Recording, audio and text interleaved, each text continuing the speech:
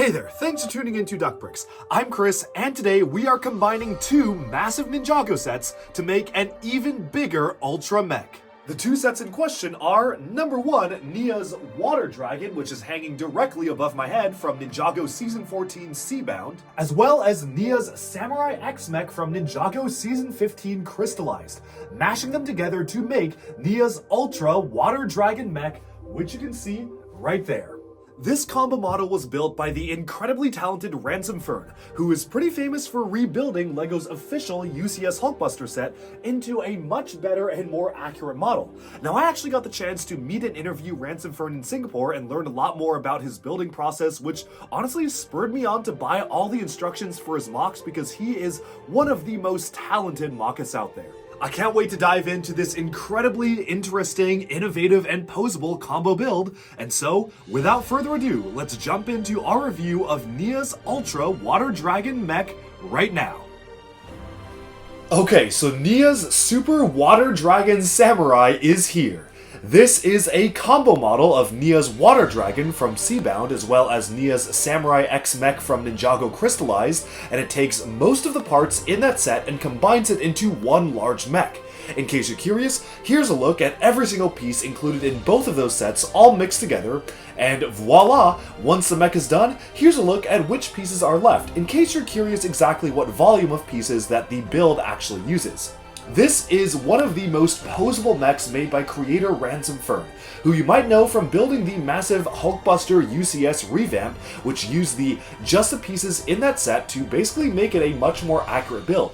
Now, I was lucky enough to actually meet up with Ransom Fern when I visited Singapore a few months ago, and he talked me through his LEGO mock building technique, and basically after meeting him, I was inspired to purchase instructions for pretty much everything he's built, because he is one of the most talented builders out there, and this is a really good demonstration of what he can come up with by using just pieces in official sets. Much like most other LEGO action figure style reviews like Bionicle fan reviews, I'm going to go through this build by taking a look at the articulation first and then moving on to the rest of the build itself. To show the articulation, I think it'll be easier to just remove the weapon altogether, which is really large and a little bit unwieldy, very cool looking, but not the most easy thing to move around, just so we can focus in on what exactly you can do with a build like this. Now, this is actually fully posable. From the knees to the waist to the torso, there is so much you can actually do with this particular style of build. First of all, starting off with the top of the torso here, you can actually cause the torso to bend forwards and backwards, so it actually has torso articulation like so. You can rotate the torso, which is really cool, so you can rotate it back and forth. This is kind of the standard configuration, but I kind of prefer to have it bent over a little bit, almost like it's hunched downwards or has a bit of a hunched back in terms of as it's moving. I feel like that just makes it look a little bit more formidable and gives it a much more unique style for posing, especially as you move it around. Now, the headpiece can move around, so you can pretend that maybe this is some sort of a creature come to life, but there are a lot of mechanical details, so you can also treat it as just a mech. Now, the arms can be moved around. The shoulder armor is mounted on ball joints, so you can actually move these based on mixel joints. You do have a full range of articulation in the shoulders themselves, so you can move that backwards and forwards like so. Same with the elbows. You can actually get the elbows in all sorts of really cool positions. You can have like a fighting position, like it's ready for boxing, something like this. That is a really cool look. You can even have it like punching forwards like that, which is, I think this is just such a cool look for a mech like this. Like, look at this particular pose right here. That is a wild pose that you can get it into, and all of this is accomplished fairly simply in terms of just being able to move things around. Do not get me wrong though, the building techniques are nothing but simple, but what I mean is that you can actually very easily pose it around, and it's built to be robust. It doesn't really fall over backwards that easily. Sure, there are some things, if you really get in a weird position, it might be prone to falling over, but for the most part, it just works really, really well. Now, one of the most impressive images to me, and one of the reasons why I actually got this and built it, was he actually posed it in a pose that was kneeling down like this, and look at how easy it was to accomplish that. That looks really good. Sure, there's a couple bits and pieces falling off here, if I can just get that golden piece that's fallen off out. There we go. But for the most part, you can see just how easy it is to make a model like this fully kneel down, which just looks so cool. I am so impressed that Ransom Fern was able to pull off so much articulation, especially just given the component pieces of the set.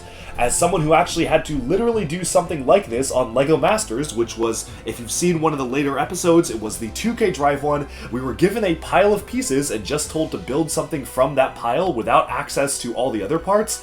It's really hard to be able to make something that looks this good out of an existing number of pieces. So major kudos to Ransom Fern for pulling that off. Of course, as we get to the legs themselves, they are fully articulatable. You do have the leg armor, which is also mounted on the mini ball joints, so you have a really nice range of motion there in terms of just being able to move the legs around based on how the leg armor works. You do have the ability to rotate the legs outwards like this, so you can rotate them out, splay them out, and bend them outwards like so. This is a little bit finicky in terms of the way that this is attached. It's really only attached by, like, I would say a couple of different studs here and there, because again, you have two studs that this attaches to, and it works out fine. These are attached not by mini ball joints, they're actually attached by bars, but you just need to be careful as you rotate it around. But it's really impressive to me. One of the first ways I've actually seen the slightly newer ratchet joint piece used is like this, where you actually have the entire leg being able to rotate outwards. The knees themselves are using 3 different ball joints, much like the actual Samurai X Mech, and then the way the feet articulate is done in a really clever way, because you can bend the feet backwards and forwards like this, but you also have this rotatability of the joint itself, which is literally just done by stud attachments, which means that it is super easy to get this in really interesting and cool poses just by nature of how the legs are built and how you actually set things up. You can just do all sorts of things with the mech itself, and it is one of the most posable and also one of the most fun Ninjago style mechs to play with, and I'm definitely a huge fan of how they were able to pull this off. Now, in terms of the overall aesthetics and design of the mech itself, one of the things that I really do appreciate about it is how it does actually manage to combine a ton of different disparate color schemes and different shades of blue into something that feels pretty cohesive when it's all done. You have the dark azure, you have a lighter azure color, you have the red, the gold, the black, gunmetal gray even from the side build of the Crystalized Mech, and all of that comes together in a color scheme that feels pretty cohesive, and I feel like a lot of that is down to color blocking, where specifically black and gold were used for some of the more internal aspects of the mech, such as the upper arms, the upper legs, and the feet, whereas as you go outwards, it feels like the azure armor and the color of the blue armor really comes in as armor and not as the internal mechanisms of the design itself. One other thing that I really like is that the design actually does not ask you to put any of the stickers on. In fact, it just tells you to leave it as is, but you can choose to put the stickers on however you want, and they actually really do supplement the build. I felt like after I put on these stickers, I had a much more interesting build because of that, and all the stickers did kind of make sense in terms of where I wanted to put them on the build, so I was pretty happy with where I decided to place the stickers, although of course you can choose not to place the stickers on. Finally, I do want to talk about the weapon here. This is a really monstrous, massive looking weapon. It primarily uses a lot of the Technic elements that kind of first were used for the dragon wings in the Water Dragon, but of course converts them into an actual weapon itself, which is really cool. Let me see if I can get this in a cool looking pose wielding the weapon itself. And again, it is really simple to get this into a good pose because it is just that poseable. Like, look at that.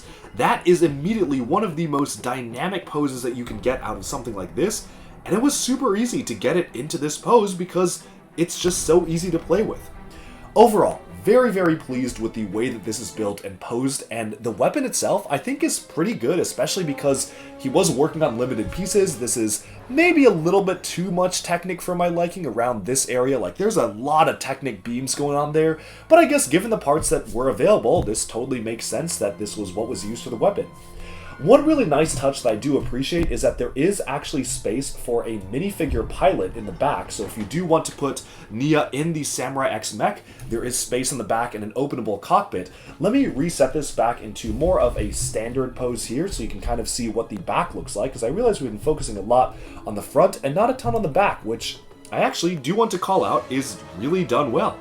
The back primarily uses the dark gray pieces on the back, and it really does feel like it is a nice color gradient going from the back to the front, But what's really cool is that if you open up the dragon jaw element here, so the dragon jaw flips open, you actually have a full-on cockpit inside of the back here where you can actually move that outwards like so. And then, just barely, you may notice that there is a seat and some actual controls inside the mech itself. It's nothing super fancy, but it does get the job done pretty okay, and I really do appreciate how the builder actually managed to incorporate that in. Ransom Fern did not need to incorporate a pilot seat here. I could have easily said this is maybe just an autonomous robot or maybe some sort of a dragon mech hybrid creature, but I like how there was a lot of thought put into actually giving this an interior, which I think is one of the coolest parts of the model, the fact that you can literally put a minifigure inside. Now on the back here, this I do feel is where sometimes it does show that it's just using bits and pieces from the actual sets to try to make this work. But one thing I really do like is that you actually have space for weapon storage on the back. So if you want to actually attach the weapon on the back here, you can choose to mount the weapon on the back and keep it in storage, which is what these Mitchell joints and pins are there for, which I think is very cool. And I wish that more LEGO mechs did that so you can get it in all sorts of different poses. Altogether, this is one of my favorite LEGO Ninjago themed mech builds ever. I'm gonna be honest, I feel like this kind of blows away a lot of existing LEGO sets out there, and here's the thing, it is built so well that I feel like this could be an actual set.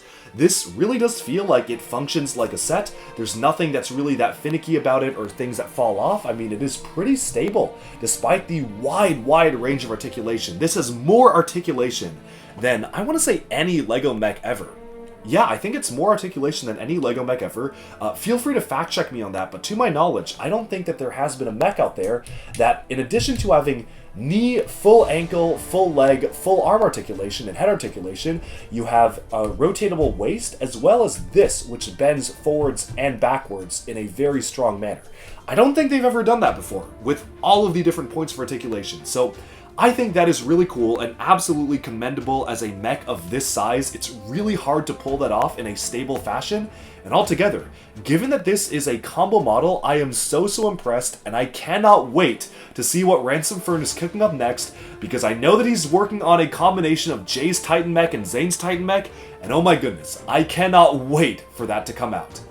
Overall, I hope you enjoyed this review of the Dragon Titan Mech. You can actually get this in a bundle alongside an alternate build that Ransom Fern did of Lloyd's Golden Mech Dragon, or not Mech Dragon, just Lloyd's Golden Ultra Dragon, which was from Ninjago Crystalized, which was just an alternate build of that set. You can see both of them right here. So here is that build. You can actually get both of them from Rebrickable, linked in the description below, but if you are just interested in this particular combo mech, and of course stay tuned to the review of this coming soon, you can also just get the individual instructions for just the Nia mech if you wish. So overall, a very cool model, incredibly impressed by the vast amount of posability here. The fact that you can get it in such cool poses is a major win in my book, and I hope you enjoyed this Ninjago fan and review of a custom LEGO Ninjago model.